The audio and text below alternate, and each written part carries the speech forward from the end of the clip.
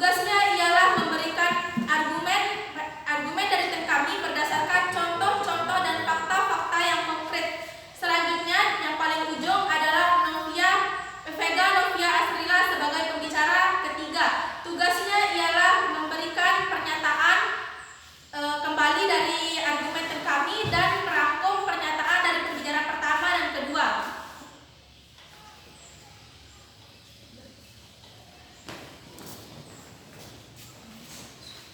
Dewan juri yang kami hormati, mosi debat pada kesempatan ini ialah pembelajaran dalam jaringan sangat tepat diterapkan pada situasi pandemi COVID-19 tahun 2020. Selanjutnya ada 4 kata kunci yang menjadi dasar tim kami, argumen dasar tim kami. Yang pertama yaitu pembelajaran daring.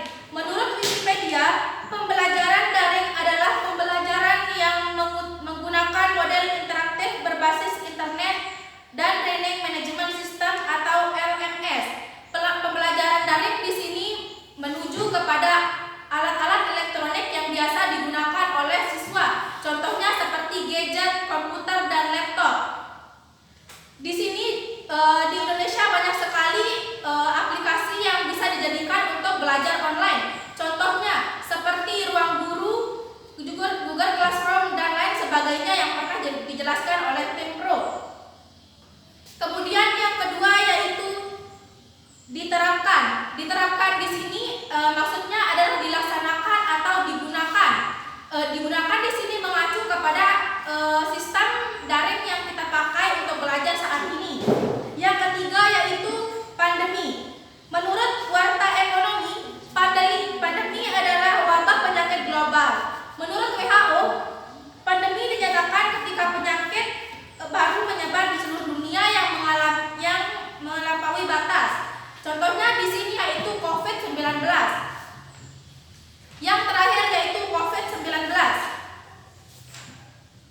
Menurut Alodokter, virus corona atau Severe Acute Respiratory Syndrome Coronavirus 2 atau SARS-CoV-2 adalah virus yang menyerang sistem pernapasan. Penyakit karena infeksi virus ini disebut COVID-19. Virus corona bisa menyebabkan gangguan ringan pada sistem pernapasan, infeksi paru-paru, hingga kematian. Virus ini adalah virus jenis baru dari coronavirus yang biasa dialami oleh manusia pada umumnya. Virus ini bisa menyerang kepada siapa saja, tidak peduli itu maupun anak-anak, balita, remaja, orang dewasa, lansia atau lanjut usia, ibu hamil maupun ibu menyusui. Sebelumnya saya ingin mengatakan saya sangat tidak setuju dengan mosi kita kali ini. Karena menurut informasi yang kami dapatkan, sampai 1 April 2020, UNESCO mencatat setidaknya 1,5 miliar anak usia sekolah yang terjangkit virus corona atau COVID-19 di 188 negara, termasuk 60 jutaan anak itu diantaranya ada di negara kita, yaitu negara Indonesia. Semua negara telah berupaya membuat kebijakan terbaiknya dalam menjaga kelanggengan layanan pendidikan. Tetapi menurut saya, sistem yang kita pakai belajar saat ini tuh kurang efektif untuk meningkatkan daya serap pikir pada anak. Dikarenakan yang pertama yaitu gadget. Semua anak pasti memiliki gadget, terutama di kota besar. Tetapi kita tidak mengetahui bagaimana nasib anak di luar kota, yaitu seperti di perkampungan atau di perdesaan. Banyak berita yang memberitakan banyak orang tua yang rela mencuri demi anaknya belajar online. Anaknya sangat ditekankan oleh guru di sekolahnya untuk mempunyai gadget atau alat elektronik yang bisa mengakses pembelajaran lainnya. Kemudian masalah yang kedua yaitu dengan jaringan. Jaringan di sini sangat tidak memungkinkan jika digunakan oleh anak yang di luar kota-kota besar. Seperti di pedesaan, jaringan sangat tidak memungkinkan untuk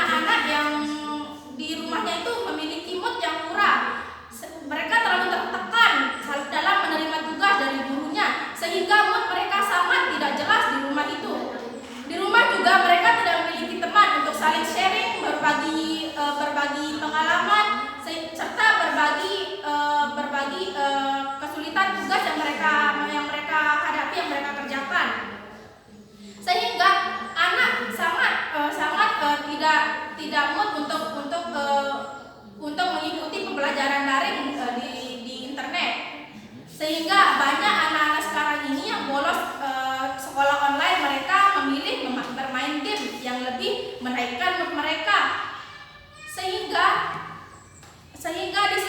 sekarang ini belajar online sangat tidak efektif digunakan di Indonesia. Oleh karena itu, saya tekankan sekali lagi bahwa saya sangat tidak setuju dengan mosi kita pada kali ini. Sekian dari saya, terima kasih.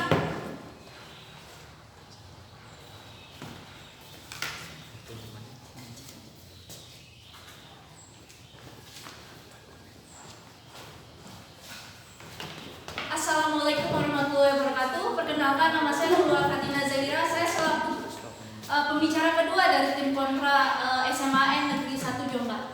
Sebelumnya saya mengatakan bahwa saya sangat tidak setuju dengan mosi pada pagi hari ini, yaitu pembelajaran dalam jaringan sangat tepat diterapkan pada situasi COVID-19 tahun 2020 ini. Sejalan dengan tim pro yang tidak memberikan batasan pada mosi pada hari ini, sehingga membuat saya lebih leluasa dalam membahas mosi pada pagi hari ini. Sebelumnya, saya akan memberikan beberapa fakta tentang siswa yang terjangkit COVID-19 di tahun ini, yang dimana sampai pada tanggal 1 April 2020 UNESCO mencatat ada 1,5 miliar anak sekolah yang terdampak COVID-19 di 188 negara, termasuk 60 juta diantaranya ada di negara kita. Tetapi kabar baik yang kita dapatkan adalah menurut tribunnews.com, penurunan COVID-19 sudah terjadi sejak 22 Mei, sehingga sekarang sudah terbukti pemerintah telah menerapkan new normal itu sendiri. Sebelumnya, saya akan menyatakan beberapa bantahan untuk pembicara pertama dan pembicara kedua dari tim lawan. Yang pertama, pembicara pertama dari tim pro menyatakan bahwa pembelajaran online dapat menjadi ladang buat siswa untuk melatih kepercayaan dirinya. Atau lebih tepatnya, pembelajaran online itu dapat melatih dalam pengungkapan argumentasi tanpa diketahui oleh teman-temannya, sekali lagi. Jadinya apabila argumentasinya itu tidak dipublikasi atau tidak diketahui oleh teman-temannya, jadinya apa poin untuk belajar melatih kepercayaan dirinya di sana? Itu sama artinya seperti dia hanya mengungkapkan apa yang ada di pikirannya tanpa diketahui orang lain. Itu sangat terbukti tidak efektif untuk melatih kepercayaan diri bagi seseorang. Selanjutnya, pembicara kedua dari tim lawan mengatakan bahwa banyak aplikasi belajar online dan banyak sekali fitur menarik, dan juga belajar online itu dapat menghemat dana-dana, karena belajar online hanya dapat menghemat dana-dana seperti transportasi dan juga seragam sekolah itu sendiri. Tetapi berdasarkan fakta yang saya dapatkan yang dilansir dari fifa.co.id, menemukan jika biaya untuk belajar online atau berlangganan online seperti situs belajar online seperti Ruang Guru maupun Zenius dan lain-lain itu biayanya sekitar 1,7 juta per 2 tahun, atau apabila dikalkulasi untuk per bulannya itu mencapai Rp350.000. Itu tentu saja lebih banyak apabila kita melakukan pembelajaran offline, yang dimana di sekolah yang kita disediakan oleh pemerintah, yang dimana biayanya itu gratis. Dan juga apabila kita mengkalkulasi biaya bensin yang dibutuhkan untuk biaya belajar offline itu sendiri, biayanya sekitar tidak akan mencapai sampai 100.000 per bulan. Apalagi kalau siswa tersebut memiliki jarak sekolah dan rumahnya itu jaraknya dekat, apalagi sekarang pemerintah sudah menerapkan sekolah itu yang mana siswa seharusnya mencari sekolah yang dekat dengan rumahnya. Jadi tidak ada alasan lain apabila untuk alasan transportasi dapat menghemat uang dari siswa itu sendiri, karena terbukti apabila belajar online itu malah akan menambah biaya dari siswa itu sendiri. Ya mungkin kuota mungkin tidak banyak, yaitu sekitar 65.000 per bulan, tapi belajar bimbel untuk online itu memiliki harga yang cukup mahal, yaitu sekitar 350.000 per bulan. Selanjutnya, pembicara kedua juga mengatakan bahwa tatap muka menambah penyebaran virus corona. Memang itu terbukti bahwa tatap muka dapat menyebabkan penambahan virus corona, tetapi sekarang pemerintah sudah menerapkan new normal, di mana artinya pemerintah sudah siap sedia akan segala resikonya. Jadi pemerintah pasti sudah menerapkan beberapa protokol kesehatan yang dapat membantu siswa agar tidak terkena oleh virus corona atau tidak terjangkit oleh virus corona. Seperti yang pertama, siswa harus menggunakan masker sekolah. Yang kedua, adanya safe untuk sesuai dengan aturan social distancing. Yang ketiga, yang dimana siswa harus rajin cuci tangan supaya virus corona tidak menjangkiti dirinya. Dan juga ada beberapa hal-hal yang dapat dilakukan oleh siswa agar tidak terjangkit oleh virus corona ini sendiri. Seperti yang pertama, siswa dapat menjaga sistem imunnya dengan tetap berolahraga, istirahat yang teratur, dan juga melakukan berjemur setiap pagi, yang dimana bisa dilakukan sekitar 2-3 kali seminggu sesuai dengan anjuran yang dikatakan oleh Dr. Mawardi. Jadi hal tersebut sangatlah tidak masuk akal apabila pihak dari Pro menyatakan bahwa yang pertama, belajar offline dapat menghemat biaya, karena tentu seperti yang sudah saya jelaskan tadi, biaya online lebih menghasilkan biaya yang banyak daripada biaya offline itu sendiri. Yang kedua, belajar tatap muka dapat menambah virus corona, tetapi sudah dijelaskan oleh Kemendikbud sendiri. Kemendikbud sudah siap untuk new normal ini dan juga sudah mengeluarkan beberapa protokol untuk melindungi siswa itu sendiri.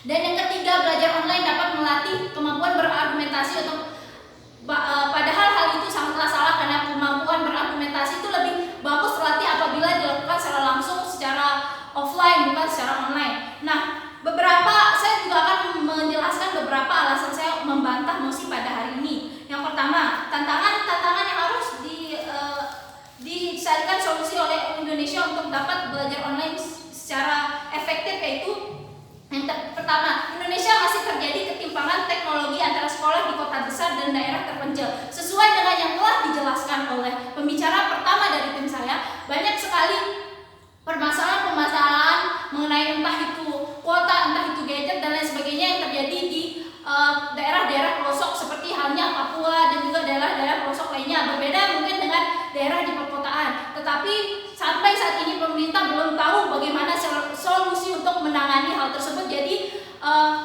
sangat tidak masuk akal apabila belajar online dilakukan pada saat ini. Yang kedua, keterbatasan kompetensi guru dalam pemanfaatan aplikasi pembelajaran, yang dimana menurut sumber yang saya dapatkan,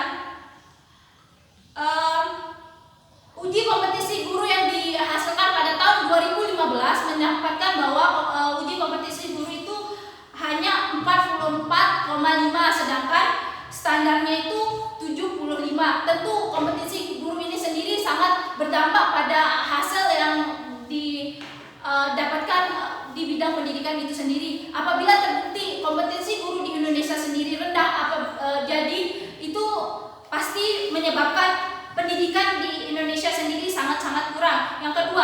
Yang ketiga, keterbatasan kuota internet menyebabkan kurangnya maksimal pemanfaatan teknologi. Dan juga banyak sekolah yang siswanya tidak memiliki gadget. Hal ini juga sesuai dengan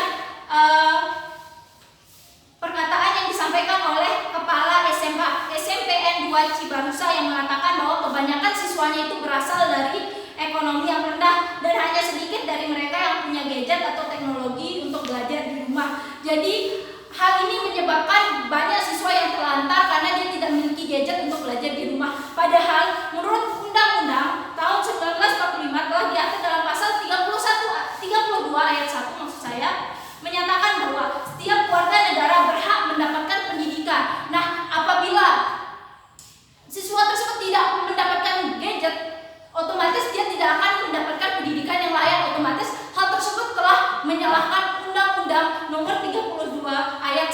sendiri. Selain itu, kompetensi guru yang rendah juga sejalan dengan UU nomor 14 tahun 2005 tentang guru dan dosen, merupakan agen pembelajaran yang harus menjadi fasilitator, motivator, pemacu, perekayasa, dan pemberi informasi belajar bagi peserta didik. Apabila kualitas guru-gurunya tidak memadai, otomatis hasil pengajaran yang didapatkan juga tidak akan memadai pula. Jadi banyak hal yang harus diperbaiki untuk sektor-sektor pendidikan di Indonesia, sehingga saya mengatakan bahwa Indonesia sangat-sangat belum siap dalam melaksanakan ujian online ini, karena yang pertama didukung oleh siswanya yang banyak yang berasal dari ekonomi rendah, karena kebanyakan siswa di Indonesia itu berasal dari keluarga-keluarga ekonomi rendah, yaitu seperti petani dan lain sebagainya. Yang kedua, buruknya kualitas guru yang ada di Indonesia tidak menjamin dapat terjadinya atau keefektifannya pembelajaran itu online itu sendiri. Yang ketiga, relasi guru, murid dan orang tua dalam pembelajaran daring yang belum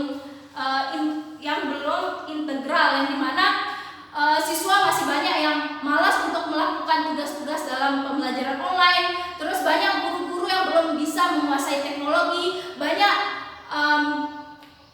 wali murid yang belum paham bagaimana cara mendidik anaknya biar mau melakukan pembelajaran online itu sendiri. Jadi dengan ini saya mengatakan bahwa saya sangat tidak setuju apabila pembelajaran dalam jaringan sangat tepat diterapkan pada situasi COVID-19 tahun 2020 ini. Sekian dari saya. Wassalamualaikum warahmatullahi wabarakatuh.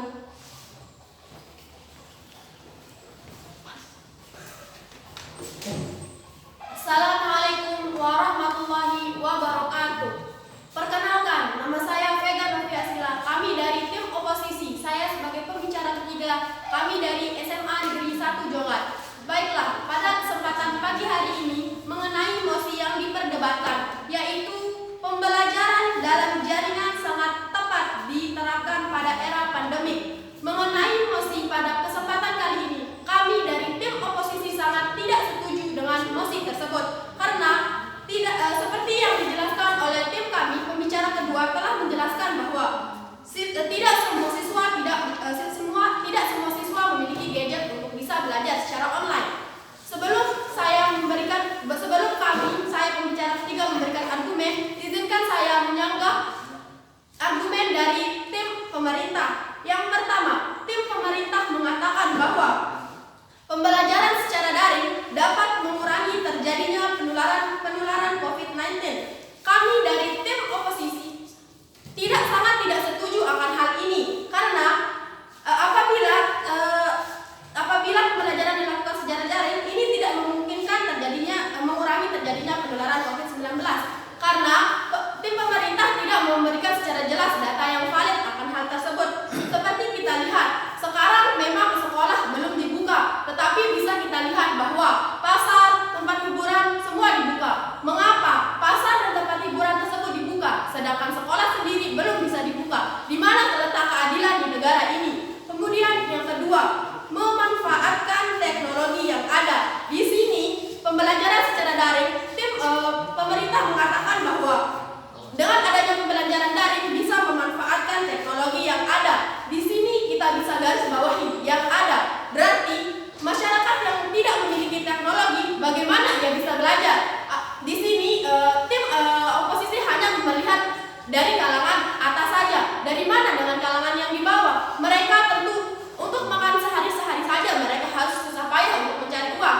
Sedangkan dengan adanya pembelajaran daring ini malah menambah beban yang ada.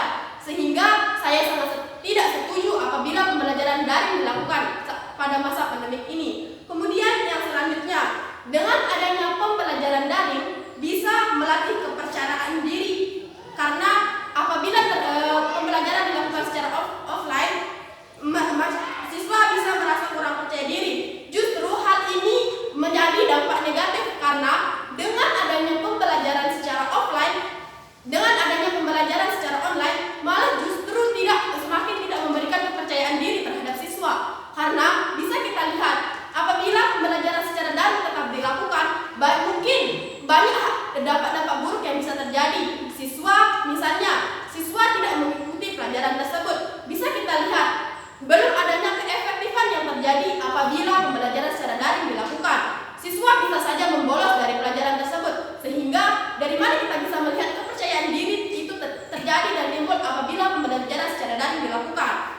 Sementara banyak sekali dampak-dampak negatif yang akan terjadi apabila pembelajaran daring tersebut dilakukan. Kemudian yang selanjutnya, tim pemerintah mengatakan bahwa pembelajaran secara daring bisa membuat siswa yang memiliki jarak yang jauh dari sekolah memungkinkan untuk mengurangi atau menghemat alat transportasi yang dilakukan. Di sini yang dilihat adalah biaya transportasi saja. Bagaimana dengan biaya kota atau teknologi yang ada? Sehingga di sini kita bisa membandingkan bahwa biaya transportasi dengan biaya kota sangat tidak berbanding baik. Bisa kita lihat bahwa bensin saja per liternya seharga 6.500. Sampai sebulan kita bisa mengisinya 5 atau 6 kali apabila itu transportasi dilakukan hanya ke sekolah saja. Namun bisa kita lihat bahwa apabila kuota sendiri, harga minimal kota yang terendah itu bisa sampai mencapai 42.000 per 11 giganya. Apabila kuota tersebut dibeli hingga 2 atau 3 kali per bulan, berapa jumlah biaya yang harus dilakukan atau yang harus dikeluarkan oleh orang tua? Sedangkan biaya transportasi 6.500 apabila dibeli 5 kali dalam sebulan itu bisa mencapai 37.500. Sekarang bisa kita bandingkan harga kuota per 1 kali belinya saja itu 42.000. Sedangkan harga bensin sudah mencapai segitu. Dari mana kita bisa melihat keefektifan atau dampak positif yang terjadi apabila pembelajaran daring bisa dilakukan secara daring. Kemudian setelah saya menyanggah argumen dari tim pemerintah, izinkan saya memberikan argumen dari kelompok kami. Kemudian sebagaimana data yang kita ambil dari tribunnews.maker.com menjelaskan bahwa meskipun terjadinya pembelajaran secara daring, masih ada seorang siswa yang masih melakukan belajar secara tatap muka atau online. Hal ini membuktikan bahwa belum adanya keefektifan antara pembelajaran online. Sebagaimana seorang siswa yang bernama Dimas Ibnu alias siswa kelas 7 SMP Negeri 1 Rembang, Jawa Tengah. Ia harus rela belajar sendiri di sekolah secara bertatap muka langsung dengan gurunya karena kurangnya gadget atau ketidakmampuan orang tuanya untuk membeli gadget. Hal ini membuktikan bahwa tidak semua siswa atau tidak semua anak bisa memiliki gadget karena melihat keekonomian mereka yang rendah. Di sini kita juga harus memperhatikan kalangan bawah.